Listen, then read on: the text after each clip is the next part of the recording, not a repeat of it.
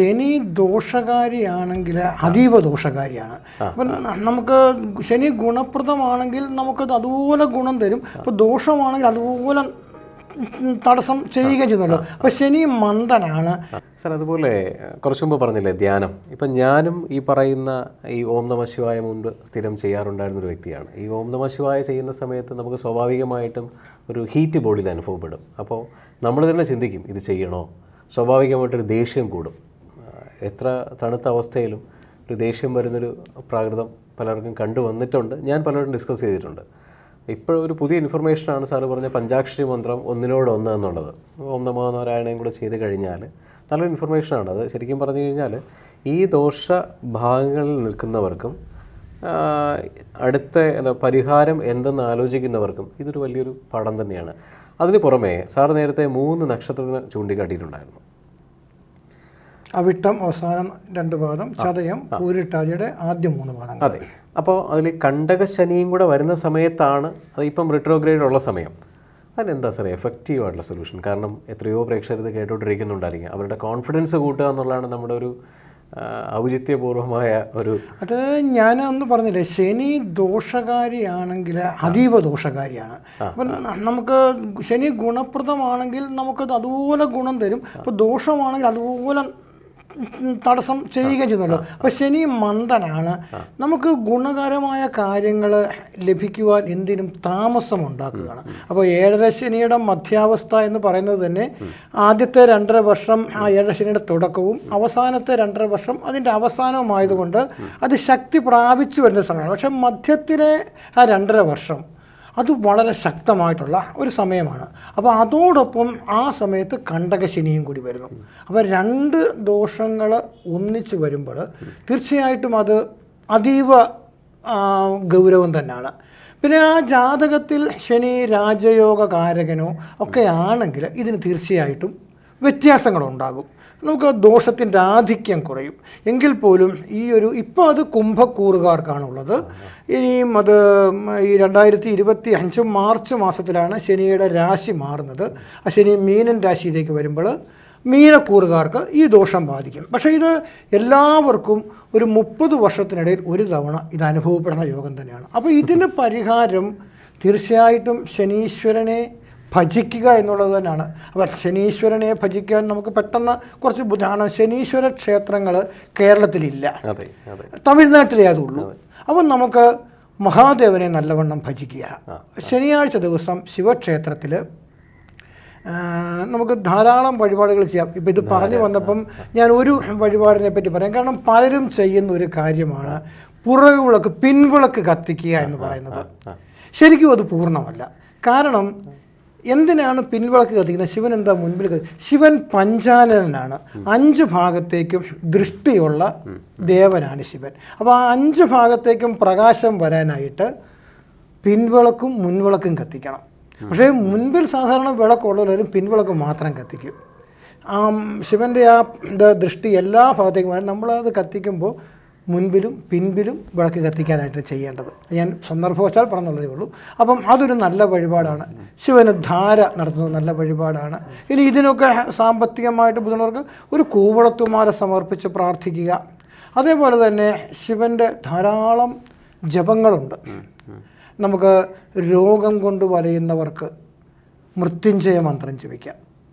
മൃത്യുഞ്ജയ മന്ത്രം എന്ന് പറയുന്നത് നമുക്ക് ഒരിക്കലും ആയുസ്സെത്താതെ നമ്മൾ മരിക്കാതിരിക്കാൻ, ഒരിക്കലും മൃത്യുവിനെ ജയിക്കാനല്ല, പക്ഷേ നമുക്ക് നമ്മുടെ ആയുസ് പൂർണ്ണമായിട്ട് നമ്മൾ മോക്ഷത്തിലേക്ക് പോകാനായിട്ട്, അപ്പോൾ നമുക്കൊരു ദുർമരണം ഉണ്ടാകാതിരിക്കാൻ നമുക്ക് മൃത്യുഞ്ജയ മന്ത്രം ജപിക്കാം. ഈ മൃത്യുഞ്ജയ മന്ത്രം എന്ന് പറയുമ്പോൾ സാധാരണപ്പെട്ടവർക്കൊരു പേടിയായിട്ടൊരു കാലത്തുണ്ടായിരുന്നു. അപ്പോൾ ഈയിടയ്ക്ക് പല സ്വാമിജിമാരും പല രീതിയിലുള്ള ഇൻഫർമേഷനും ഡീറ്റെയിൽഡ് ആയിട്ടുള്ള എങ്ങനെ ജപിക്കണം, ആർക്കൊക്കെ ജപിക്കാം എന്നൊക്കെ ഈ കോവിഡ് കാലഘട്ടങ്ങളിൽ അത് കുറച്ചുകൂടെ വളരെ വ്യാപകമായി ഒരു വിശ്വാസം കൂടിയിട്ടുണ്ട്. മൃത്യുഞ്ജയ മന്ത്രം ഈ സാറ് പറഞ്ഞതുപോലെ അകാല മരണങ്ങൾ ഒഴിവാക്കാൻ വേണ്ടി ചെയ്യുകയാണെങ്കിലും ഇത് എല്ലാവർക്കും ജപിക്കാമോ? തീർച്ചയായിട്ടും.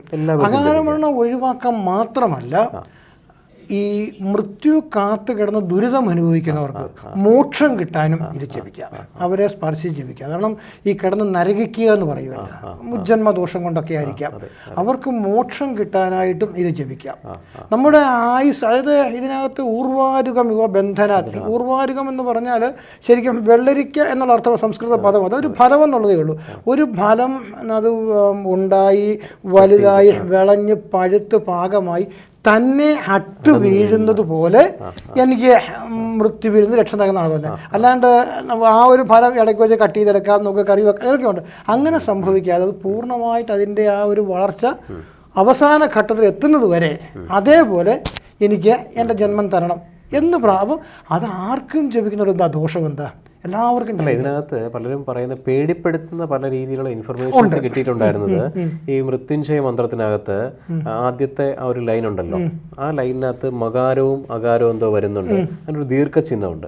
അപ്പോൾ ആക്കി പകരം ആ ഉപയോഗിച്ചുകൊണ്ട് ഒരുപാട് കൺഫ്യൂഷൻസ് മാർക്കറ്റിലുണ്ട്. അപ്പോൾ സാധാരണപ്പെട്ടവർ ജപിച്ചു കഴിഞ്ഞാൽ ഓപ്പോസിറ്റ് ബലം വരുന്നു, വിപരീത ബലം. അതാണ് ആൾക്കാർ ശരിക്കും നമ്മുടെ ഒരു ശാസ്ത്രത്തിൽ തന്നെ പറയാനുണ്ടല്ലോ, പഴയ വേദങ്ങൾ അധമൻ അല്ലെങ്കിൽ താഴ്ന്ന വർഗ്ഗം എത്താതിരിക്കാൻ വേണ്ടി ഗൂഢശ്രമം ഉണ്ടായിരുന്നു. അങ്ങനെ പലതും നഷ്ടപ്പെട്ടു പോയിട്ടുണ്ട്. അതൊക്കെ തന്നെയാകാം ഇതിന് കാരണം. പക്ഷേ ഈശ്വരനെ ഭജിക്കുന്നതിന് എന്തിനു ഭയപ്പെടണം? ഇതൊന്നും ഈ അധർവമല്ല, എല്ലാം സാത്വികമായ കാര്യം. മഹാദേവനെ ഭജിക്കുകയാണ്. അപ്പോൾ അറിയാതൊരു തെറ്റ് വന്നാൽ പോലും പുറത്തോളൂ അത്. പക്ഷെ ഒരു വ്യക്തി, ഒരു വീട്ടിൽ ഒരു വ്യക്തിയെങ്കിലും മൃത്യുഞ്ജയ മന്ത്രം ശരിയായ രീതിയിൽ ജപിച്ചാൽ അവിടെ ശരിക്കും രോഗദുരിതങ്ങൾ ഉണ്ടാവുകയില്ല. വളരെ വ്യക്തമാണത്. നല്ലവണ്ണം ചെയ്യണം അത്, ആ വിശുദ്ധിയോടെ. നമുക്ക് അസുഖങ്ങൾ ഉണ്ടാവുകയില്ലെന്നല്ല, നമുക്ക് ഈ അകാല മരണം സംഭവിക്കുക അല്ലെങ്കിൽ ആ രീതിയിൽ കഠിനമായിട്ടുള്ള ദുരിതം ഉണ്ടാക്കുന്ന അത് സംഭവിക്കുകയില്ല. മൃത്യുഞ്ജയ മന്ത്രം ഇത് മുൻപൊരിക്കൽ ഞാൻ പറഞ്ഞതുപോലെ തന്നെ ആ മന്ത്രം ജപിക്കുന്നതിന് നിഷ്ഠകളുണ്ട്.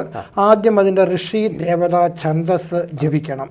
അപ്പോൾ അതിൻ്റെ ഛന്ദസ്, ഋഷി ഛന്ദസ് എന്ന ഇതാണ് ആദ്യം ജപിക്കേണ്ടത്. ഓം വസിഷ്ഠ ഋഷി അനുഷ്ടുപ് ഛന്ദഃ ശ്രീ പാർവതീപതി ത്രംബകരുദ്രോ ദേവത. ഇതാണ് ഋഷി ദേവതാ ഛന്ദസ്. ഇത് ജപിച്ചിട്ട് വേണം മൃത്യുഞ്ജയ മന്ത്രം ജപിക്കാനായിട്ട്. മന്ത്രം ഇങ്ങനെയാണ്: ഓം ത്രംബകം യജാമഹേ സുഗന്ധിം പുഷ്ടിവർദ്ധനം ഊർവാരുകമിവ ബന്ധനാത് മൃത്യോർ മൂക്ഷിയ മാം മൃതാത്. അപ്പം അത് ജപിച്ചിട്ട് വീണ്ടും നമ്മൾ നിശ്ചിത ഗുരു ജപിക്കുക. ജപിച്ച ശേഷം വീണ്ടും നമ്മൾ ആ ന്യാസം, അതായത് ഋഷി ഛന്ദസ ദേവത ജപിക്കണം. ജപിച്ച ശേഷം വേണം നമ്മൾ ആ മഹാദേവനെ മനസ്സിൽ വിചാരിച്ചുകൊണ്ട് പ്രാർത്ഥിച്ച് അത് ജപിച്ചാൽ വീട്ടിൽ നമുക്ക് ഉറപ്പിച്ച് പറയാം രോഗദുരിതങ്ങളുള്ള കഷ്ടപ്പാടുകൾ ഒഴിവാകും. നമുക്ക് രോഗങ്ങൾ ഉണ്ടാവില്ലെന്നല്ല, പക്ഷെങ്കിൽ അതൊരു വലിയ ദുരിതത്തിലേക്ക് പോകാതെ നമുക്കത് മാറിക്കിട്ടും. അത് അതേപോലെ തന്നെ അകാല മൃത്യു സംഭവിക്കാതിരിക്കുക. ഉദാഹരണം പറഞ്ഞാൽ പലപ്പോഴും ഈ രക്ഷിതാക്കൾ ഈ ടീനേജ് പിള്ളേരൊക്കെ ബൈക്ക് എടുത്ത് പുറത്ത് പോകുമ്പോൾ ഭയമായിരിക്കും. ശരിക്കും ഞാൻ പറയാം, അവർക്ക് ആത്മവിശ്വാസം കിട്ടും. ഒരു അപകടവും സംഭവിക്കില്ല. അഥവാ സംഭവിച്ചാലും അതൊരു വലിയ ദോഷത്തിലേക്ക് മാറില്ല. മൃത്യുഞ്ജയ മന്ത്രം ജപിക്കുന്ന ഒരു വീട്ടിൽ നല്ല രീതിയിൽ ജപിക്കുന്നത് ആ നിഷ്ഠകൾ പാലിച്ചു വേണം. ഈ ന്യാസം എന്ന് പറയുന്നത് അത് ഈ ഋഷി ദേവതാ ഛന്ദസ്, അതായത് ഈ പറയുന്ന 3 സംഭവം ഋഷി ദേവത ഛന്ദസ് സാധാരണപ്പെട്ട എല്ലാവരും ചെയ്യേണ്ട ആവശ്യമുണ്ടോ? മന്ത്രം മാത്രം പറഞ്ഞു പോയാൽ മതിയോ? മന്ത്രം പൂർണ്ണമായിട്ട് അതിൻ്റെ ഫലം കിട്ടണമെങ്കിൽ അതും കൂടി വേണം. ഇത് ശരിക്കും പറഞ്ഞാൽ ഓം നമശിവായയും ഓം നാരായണ എന്നും മന്ത്രമാണ്. അതിനുമുണ്ട് ഈ ഋഷി ദേവതാ ഛന്ദസ്. പക്ഷെ അത് ആരും ജപിക്കാറില്ല, പെട്ടെന്ന് ഉണ്ട്. അതിനുമുണ്ട്. എല്ലാ മന്ത്രങ്ങളും നാമജപവും വ്യത്യാസമുണ്ട്. നാമജപം ആർക്കുമാകാം, പക്ഷെ മന്ത്രങ്ങൾ നിഷ്ഠയോടെ ജപിച്ചാൽ നമ്മൾ ഒരു രോഗത്തിന് ഒരു ഡോക്ടറെ കണ്ട് മരുന്ന് വാങ്ങുമ്പോൾ അതിൻ്റെ കഴിക്കേണ്ട രീതി അനുസരിച്ച് തന്നെ കഴിക്കണം. അല്ലാതെ നമുക്ക് അതിൻ്റെ പഥ്യം ടൈം ഉണ്ടായിരിക്കും, ഡോസ്, അതെല്ലാം എന്ന് ജപിക്കേണ്ടത് അതിൻ്റെ രീതികൾ അനുസരിച്ച്, അപ്പോഴേ അതിൻ്റെ പൂർണ്ണ ഫലം കിട്ടുകയുള്ളൂ. സന്തോഷം. കാര്യം വളരെ വലിയൊരു പേടി സ്വപ്നമാണ് ശനി എന്ന ഗ്രഹം. സാധാരണപ്പെട്ടവരെ പേടിപ്പെടുത്തുന്നതും അവരുടെ കോൺഫിഡൻസ് കുറയ്ക്കുന്നതുമായ ഈ ഒരു ഗ്രഹത്തിനെ സാർ വളരെ അതിൻ്റെ പോസിബിലിറ്റിയും അത് എവിടെയാണ് ഏതൊക്കെ സ്റ്റേജസിലാണ് വരുന്നതെന്നും ഒരു ജീവിതകാലം മൊത്തം എത്ര വർഷം വരുന്നതെന്ന് സാർ വളരെ നന്നായിട്ട് പറഞ്ഞു കൊടുത്തു. എന്തായാലും എല്ലാവരും വളരെ സന്തോഷമായിട്ട് മുന്നോട്ട് പോട്ടെ. അതിനോടൊപ്പം അതിൻ്റെ പരിഹാര ഫലങ്ങളായിട്ട് സാറ് പറഞ്ഞു കൊടുത്ത മന്ത്രധ്യാനം, അതിൽ ഈ പറയുന്ന നമ്മുടെ ഈ ലാസ്റ്റ് പറഞ്ഞു കൊടുത്ത ഋഷി ദേവത ഛന്ദസ് ഉൾപ്പെടെ പറഞ്ഞുകൊണ്ട് മൃത്യുഞ്ജയ മന്ത്രത്തിൻ്റെ പ്രാധാന്യവും. വളരെ നന്ദി. നമസ്കാരം. ജ്യോതിഷവുമായി ബന്ധപ്പെട്ട എല്ലാ വിശേഷങ്ങളും നിങ്ങളിലേക്കെത്താൻ ABC ജ്യോതിഷം സബ്സ്ക്രൈബ് ചെയ്യുക.